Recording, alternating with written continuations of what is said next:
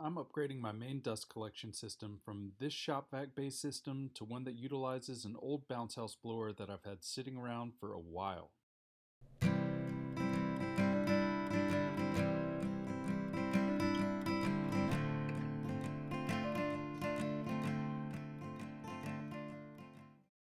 Just a little background for people that aren't familiar.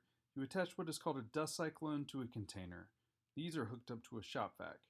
The shop vac pulls the dust and air into the cyclone, and the vortex sends most of the sawdust down into the bucket, while the air and finer dust is pulled into the shop vac.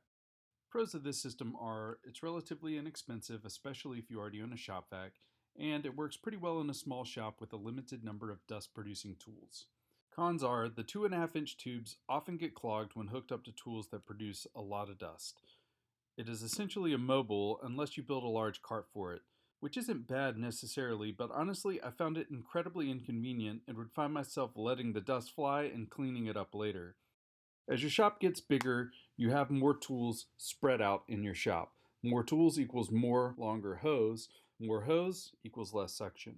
So I wanted a design where I could easily swap out the bounce house blower with a true dust collector, either when the blower dies or I can afford a true collection system. 4-inch hoses will connect to 4-inch PVC pipe.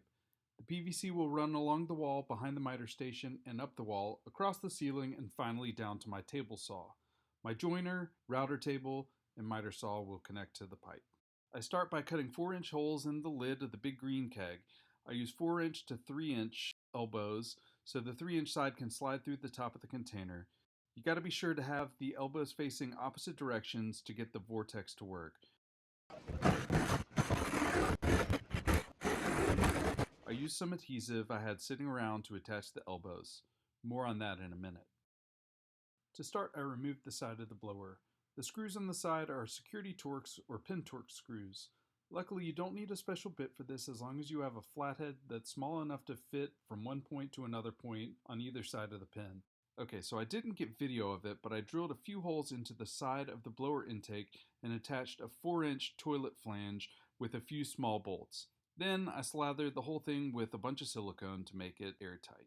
The next thing I did while the adhesive was drying on the elbows was add a window to the big green keg so I could keep an eye on the dust level. I plan on emptying it out when it gets half full in an attempt to prolong the life of the blower. For the window, I use a piece of plexiglass from an old poster picture frame that I had in storage for as long as I can remember. With a box cutter, I cut it into my container, then I use some more adhesive to attach it to the container. Full disclosure, I add some duct tape to the window to make it a little bit more airtight. I figured now was a good time to take a quick break and watch some Bob Barker era Price is Right.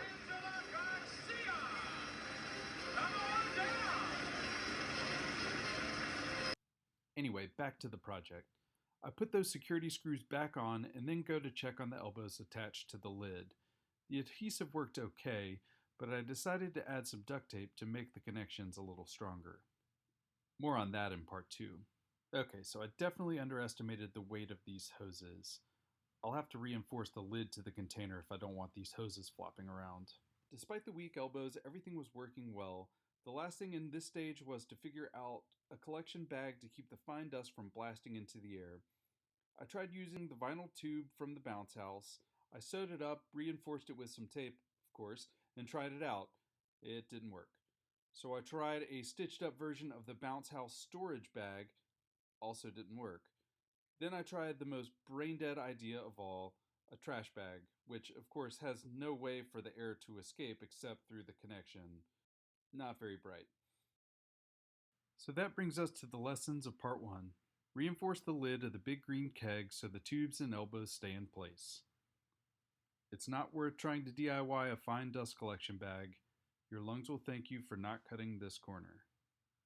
And I discovered an app that plays Bob Barker era Price is Right episodes 24/7, which makes me unreasonably happy. If you know, you know.